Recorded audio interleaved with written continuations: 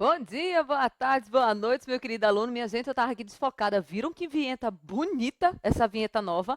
Mas o que importa é que estamos em mais uma aula de Direito Administrativo, aula de número 7, com a mesma blusa da aula de número 6, mas tá beleza.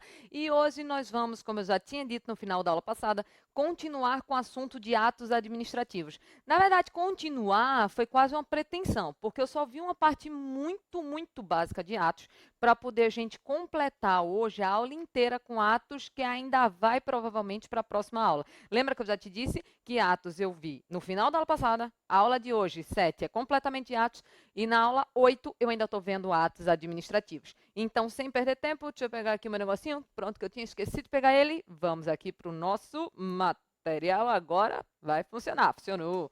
Então, nós tínhamos parado aqui nessa parte em relação ao conceito de atos administrativos. E em relação a esse tópico, já tínhamos feito isso daqui, ó, que são as características do ato, e em relação ao conceito do ato administrativo. O que nós vimos? Que o ato administrativo é um ato praticado pelo administrador para colocar em prática os comandos da lei. Esse ato é infralegal, subordinado à vontade da lei, por isso que ele tem restrições, busca o bem-estar coletivo. Esse ato é praticado em posição de supremacia em relação ao particular, por isso que ele recebe prerrogativas. O regime é de direito público, é unilateral, expedido no exercício da função administrativa, que pode ser produzido pelos três poderes e decorre de uma manifestação. E em virtude dessa manifestação, nós falamos o seguinte, ó, em relação ao silêncio administrativo. E o que eu já te disse em relação ao silêncio administrativo? Que é aquele ditado, quem cala consente, na verdade, em direito é quem cala fica calado. Então, quem não falou nada, literalmente não falou nada. Por isso que o silêncio administrativo, como uma regra, ele não gera a prática de nenhum ato administrativo. Eu até dei um exemplo para você dizendo o seguinte, ó, lá na Lei do Servidor Federal, na Lei 8.112, tem dizendo que a autoridade competente tem um prazo de 20 dias para poder julgar aquele processo administrativo disciplinar. Agora, se essa pessoa, se a autoridade competente não se pronuncia nesse prazo de 20 dias, aquela pessoa que estava sendo investigada foi condenada? Não. Foi absolvida? Não. Foi o quê? Nada. Porque quem cala fica calado. Entretanto, vimos isso daqui, ó, que excepcionalmente o silêncio administrativo pode sim gerar a prática de um ato. Quando? Quando os efeitos do silêncio estiverem previstos em lei. Só que isso não é uma regra, isso é uma exceção.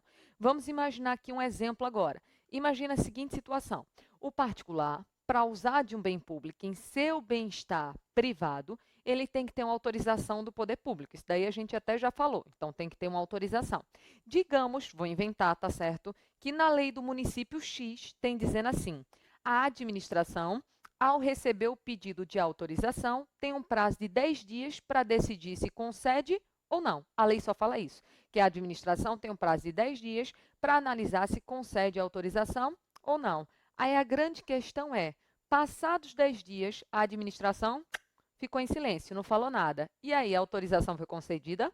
Não. Foi negada? Não. Foi o quê? Nada. Porque quem cala fica calado.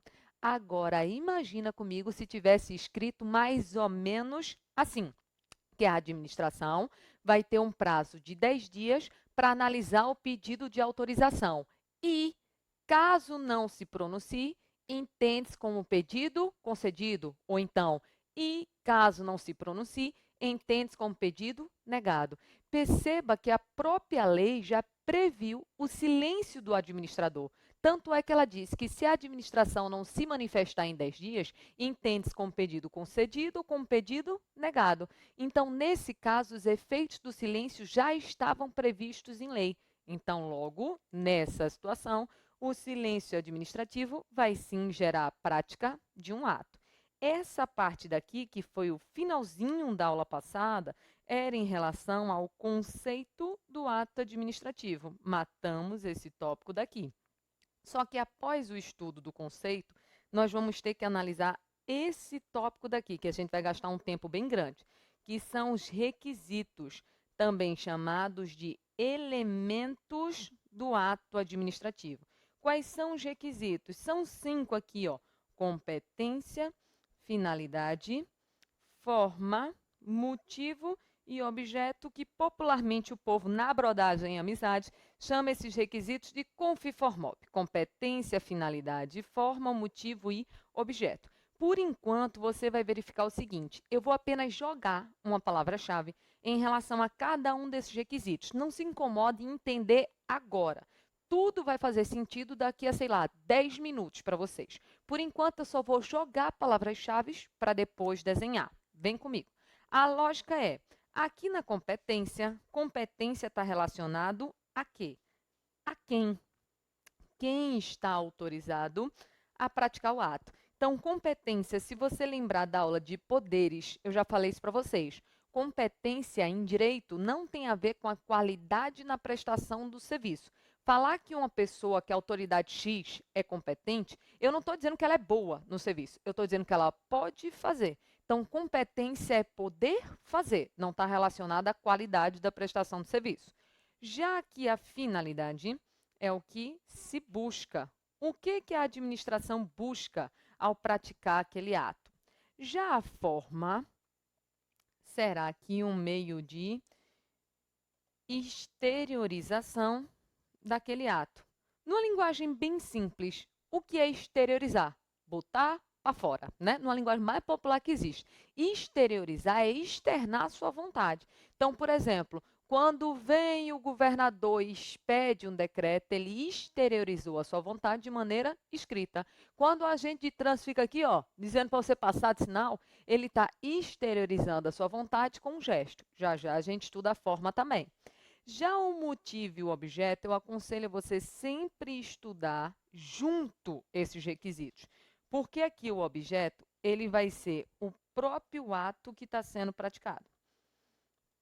É o ato que está sendo praticado. Achou o ato, você achou o objeto. Só que toda vez que tu achar o ato, tu vai perguntar o seguinte: por que esse ato está sendo praticado? A resposta a essa pergunta vai ser o motivo. Você vai perceber claramente daqui a pouquíssimo tempo que esse motivo daqui ele vai ser a causa e que o objeto vai ser a consequência. Motivo e objeto é aqui uma relação de causa e de consequência. E como é que você acha o ato? Você vai procurar o verbo na questão. Ou seja, você vai procurar pela ação ou pela omissão administrativa. Coloquei, então, as palavras-chave. Você provavelmente está olhando e está dizendo, está muito bonito, meu professora. Entendi aqui, mas não entendi nada no final das contas. Não estou vendo como essas coisas se encaixam. Então, vamos fazer aqui um desenho para poder facilitar a nossa vida. Eu sempre gosto especificamente desse desenho e, a partir desse desenho, você vai entendendo todos os requisitos. Imagina a lógica aqui. Deixa eu puxar aqui um boneco. Meu boneco. Tá aqui. Lindo. Esse boneco vai ser aqui um fiscal da vigilância sanitária. Aí, digamos que esse fiscal da vigilância sanitária foi exercer, logicamente, a fiscalização, né, que é a função dele, aqui em determinado restaurante. Só que aí ele chegou no restaurante e viu que o restaurante estava vendendo alimentos impróprios ao consumo. Numa linguagem mais popular, o restaurante estava vendendo comida estragada. A carne estava verde, com os tapuru dentro, de tão estragada que estava. Aí, o que o fiscal da vigilância sanitária, ao perceber, botar os olhos maior, ao perceber aquele fato, ele fez com esse restaurante? Ele mandou interditar. E por que ele mandou interditar? Primeiro, que ele, como fiscal da vigilância sanitária, ele tem que cumprir os ditames da lei. E ele tem que fazer o que é o melhor para o bem-estar coletivo. Então, ele tem que cumprir a lei de vigilância sanitária e atuar pensando no que é melhor para o bem-estar coletivo. E, logicamente, eu te pergunto, o dono desse restaurante daqui, ele não tem direito de defesa ou ele tem? Tem. Até uma pessoa que mata 100 mil pessoas tem direito de defesa, quanto mais o dono de um restaurante, né, que vendeu comida estragada. Então, o que vai ser aberto?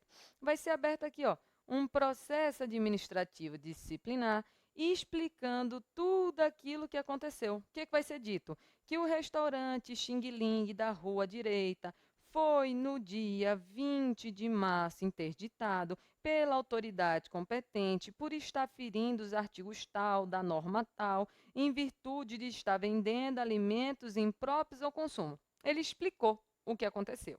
Vamos por parte, que depois dessa história aqui, super prática, e uma história que você vê na vida, com certeza você vê isso daqui assistindo um jornal. De vez em quando você está assistindo um jornal, você vê exatamente essa atuação daqui que eu mostrei no desenho para vocês. A grande questão é, a primeira coisa que você tem que procurar é o ato. Lembra que o ato é o verbo, ou seja, é a ação ou omissão administrativa. Então, qual foi o ato que a administração praticou? Claramente, aqui perceba comigo, o ato de interditar. Aqui está o ato. E lembra que toda vez que você achar o ato, eu te disse para você fazer o quê? Perguntar, mas por que esse ato está sendo praticado? A resposta a essa pergunta vai ser o motivo. Ou seja, o ato é interditar. Aí você vai perguntar, mas por que o restaurante foi interditado? Fácil, porque ele estava vendendo comida estragada. Pensa comigo de uma maneira simples. Vender comida estragada é a causa e a interdição acabou sendo a consequência daquela prática irregular. Ou seja, vender comida estragada é o motivo e a interdição tem a ver aqui com o objeto. Já achamos, então, o objeto, já achamos, então, o motivo. Aí as outras perguntas vão decorrer disso daqui. Perceba comigo o seguinte, o fiscal da vigilância sanitária não poderia ter mandado interditar o restaurante ou poderia? Poderia, porque o fiscal da vigilância sanitária, ele tem o quê? Competência para praticar aquele ato. Matamos mais um requisito, ó, já foi competência, já foi motivo, já foi objeto. Mas aí, aproveitando isso daqui, eu já te pergunto, qual é a finalidade da atuação administrativa? O que que o administrador busca? Aí eu vou te lembrar de um desenho que nós fizemos na aula passada. O administrador, ele busca o quê? Colocar em prática os termos da lei e ele busca fazer o que é melhor para a coletividade. Então, podemos, de uma maneira inicial e geral, dizer que o administrador busca cumprir a lei e também que ele busca atuar pensando no que é melhor para o bem-estar coletivo. Essas são as finalidades da atuação administrativa. Aí eu te pergunto, esse fiscal da vigilância sanitária, ao interditar um restaurante que estava vendendo carne estragada com tapuru dentro, ele não cumpriu as normas de vigilância sanitária ou cumpriu? Cumpriu, ele respeitou a lei. Além disso, ele não atuou pensando no que é melhor para o bem-estar coletivo ou ele atingiu o interesse público? Atingiu o interesse público. Se ele cumpriu a lei e fez o que é melhor para o interesse coletivo, ele cumpriu com sua própria finalidade. Já matamos mais um requisito, já tem competência, finalidade, motivo e objeto. E lembra comigo, o que forma? É um meio de exteriorização. É como o ato ele vai se apresentar aqui, no caso, para o mundo. Aí eu te pergunto, ao ser aberto aqui um processo administrativo e se explicar tudo o que se aconteceu, perceba que eu estou escrevendo sobre tudo o que aconteceu. Então, essa parte escrita é porque aquele ato agora passou a ter o quê? Forma. Então, perceba que nós achamos agora os 5 requisitos. Quais são eles? Competência, finalidade, forma, motivo e objeto. Requisitos estes que são necessários para que o ato que está sendo praticado venha a ser considerado válido. Então, esses requisitos, esses elementos, são elementos de validade, requisitos de validade. Observe que no exemplo que eu desenhei aqui, o ato foi praticado de maneira válida, porque ele teve um motivo, a finalidade foi respeitada, exteriorizou-se por meio de uma forma e foi praticado por um agente que possuía competência. Então, eu gosto sempre de fazer esse desenho, porque eu acho que quando você entende esse desenho, você entende o raciocínio lógico de como aqueles requisitos eles se encaixam. Então, veja que os requisitos eles se encaixaram. Aí, agora, o que a gente vai ter que fazer? Estudar requisito por requisito, ver o que pode cair na sua prova em relação à competência, à finalidade, à forma, ao motivo e objeto. Começando pela ordem Começando aqui pela competência. Então, já vou grifar aqui, que aí eu vou grifando o que nós formos estudando, tá certo? Então, vamos analisar aqui os pontos chaves em relação à competência. Vamos fazer um esquema aqui no nosso caderno de desenhos. Deixa eu ler aqui em relação à competência. Vamos por partes. Primeiro de tudo, eu quero analisar com vocês as características desta competência. Características dessa competência. Vou botar tudo, eita, cliquei errado para variar. Vou colocar todas as características, depois eu explico. A competência ela é irrenunciável, ela é imodificável, ela é imprescritível, ela é intransferível, ela é improrrogável. É demais, né, pessoal? Pelo amor de Deus. Então, a competência ela tem algumas características. Ela vem a ser irrenunciável, imodificável, imprescritível, intransferível e improrrogável. Antes de analisar cada uma dessas características, eu quero já dizer uma coisa para vocês. Essa competência daqui, ela é dada mediante lei. Então, a competência é um requisito vinculado. Então, a competência ela é dada por lei e é considerado um requisito vinculado. Deixa eu explicar isso de uma maneira bem simples. Quando você vai fazer um concurso, você vai ler o edital. Logicamente, saiu o edital. Você está lá suando frio, saiu o edital.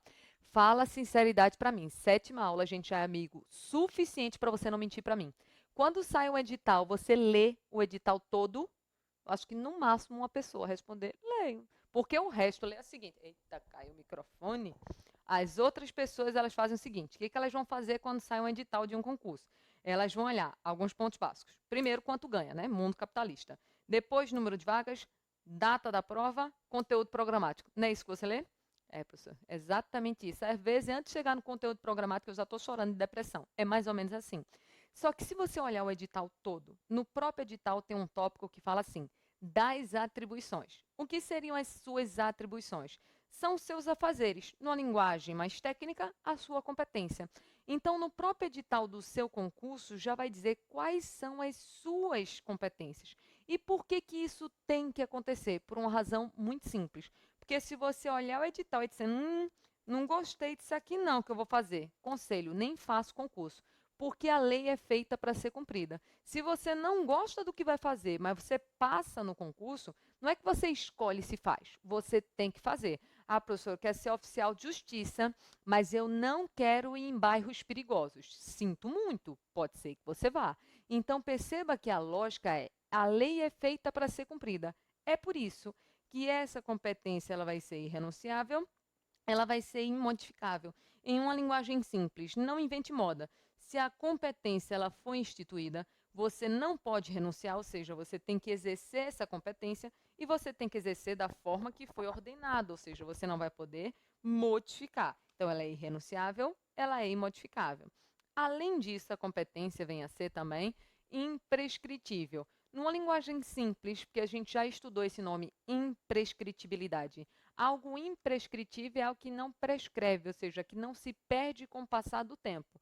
Em uma linguagem simples, passe o tempo que for, você continua com a sua competência. Professor, eu sou servidora há 40 anos. Pronto, você continua competente para a prática de todos os atos que foram instituídos em lei. Passe o tempo que for, você não perde a sua competência.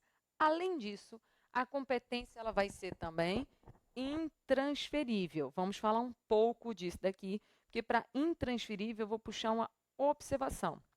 Você vai lembrar o seguinte, quando eu falo que a competência é intransferível, o que é intransferível é a titularidade da competência. Vamos lembrar da aula de organização administrativa?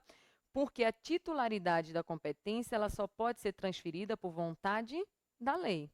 Agora, você sabe o seguinte, a execução de um serviço, a execução ela é transferível, ou seja, eu posso transferir a execução de um serviço por meio de quê? Por meio de um contrato, por meio de um ato. Está lembrando de descentralização? Pronto, é esse ponto. E quando eu transfiro a execução de um serviço, aí entram fenômenos que a gente já estudou. Poderá estar acontecendo um instituto chamado, por exemplo, de quê? De delegação, ou um instituto chamado de avocação. Então, delegação e avocação nada mais é do que a transferência da execução de um serviço. Agora, a titularidade, ela só pode ser transferida por vontade da lei e não por vontade do administrador. É por isso que quando disser na sua prova que a competência é intransferível, está falando da titularidade, porque só a lei pode modificar. Agora, se falar da execução de um serviço, a execução pode ser transferida por meio dos fenômenos da delegação e avocação, que a gente já estudou. E um outro ponto para finalizar essas características é que a competência ela é improrrogável. O que é primeiro prorrogar? Prorrogar é passar. Lembra de jogo de futebol? Prorrogação é quando passa do tempo. Então, imagine o seguinte, eu não tenho competência, mas eu estou praticando aquele ato. Então, tem um defeito ato. Eu não tenho, não poderia estar fazendo, mas eu estou fazendo. E eu estou fazendo esse ato há muito tempo. Eu te pergunto, a competência ela passa a ser minha? Não, porque a competência ela é improrrogável. Em outras palavras, quando existe aqui um defeito de competência, essa competência não pode se prorrogar, ou seja, não pode passar a ser daquela pessoa de forma a considerar aquele ato válido. Vamos estudar mais para frente que esse ato até pode ser consertado por meio da convalidação. Agora, se eu sou incompetente, não tem como eu passar a ser competente para os atos que eu pratiquei. Então, perceba que a competência ela não se prorroga, ela não passa para outra pessoa, daí que vem a lógica de ser improrrogável. Essas daqui são as características da competência. Isso pode acontecer em prova, pode aparecer em prova, só que não é tão comum cá entre nós desse tópico ser cobrado. É muito mais comum ser cobrado isso daqui, ó, perguntando sobre os defeitos da competência. Pode aparecer o nome defeitos, o nome vícios, o nome erros. Eu te pergunto o seguinte, a competência é um dos requisitos para o ato ser considerado válido. Se a competência tem um defeito, tem um vício, tem um erro, esse ato ele vai ser considerado válido ou inválido? Escutei várias pessoas dizendo assim, inválido. Só que a minha resposta para vocês é, depende. Cuidado com o seguinte, quais são os defeitos de competência que existem? São 3. Eu tenho aqui o excesso de poder, tem os atos praticados pelo funcionário de fato e praticados pelo usurpador de função. Então, são 3. Excesso de poder, funcionário de fato e usurpador de função. Só para poder testar a sua memória, um desses 3 nós já estudamos aqui no curso. Qual foi, pessoal? Isso, esse primeiro daqui, ó, excesso de poder. Quando foi que a gente estudou o excesso de poder? Na aula de poderes administrativos. Lembra que eu falei para vocês que existe o uso de poder e o abuso de poder? O uso de poder é o uso normal. É quando o administrador usa do seu poder para poder cumprir com seus deveres. Normal. Agora, abuso de poder é quando o administrador ele se excede. Ele vai além de onde ele poderia. E lembra que o abuso de poder é gênero, do qual eu tenho 2 espécies, o desvio de poder, que depois eu vejo, e o excesso de poder, que é um dos defeitos de competência. Sabe qual foi o exemplo que eu dei para vocês de excesso de poder? Do delegado que sozinho autoriza a interceptação de comunicações telefônicas. O delegado, ele poderia ter dado essa autorização? Não.